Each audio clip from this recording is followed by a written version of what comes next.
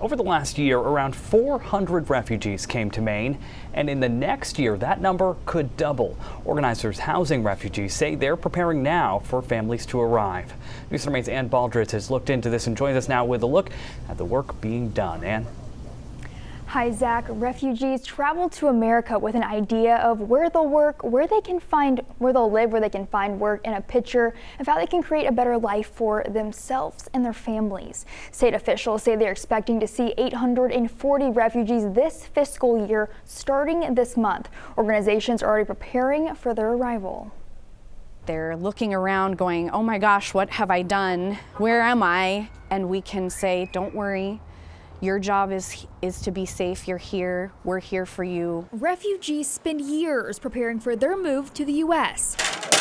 Organizers in Maine work diligently ahead of their arrival. Refugees, they start their resettlement processes from overseas while they're still overseas. Charles Maggabee, who was a refugee himself, is now the director of immigration for Catholic Charities of Maine. He says the arrivals of refugees are planned and expected. In the past several years, we have seen that the numbers of refugees who actually arrive are within 50 to 60% of the projection.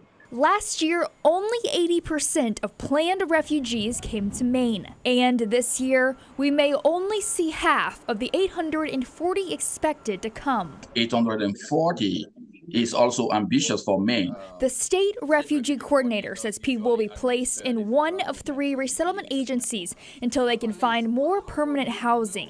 Catholic Charities will house 500 refugees. Maine Immigrant and Refugee Services has room for 200, and the Jewish Community Alliance of Southern Maine can house 140. The fiscal year 2023 arrival were all housed amidst the housing crisis. Refugees are also able to work as soon as they arrive. We work really diligently with them to build their English skills, get them signed up for English classes, employment services, and help them start preparing for interviews and work. Preparing them for their new lives in Maine.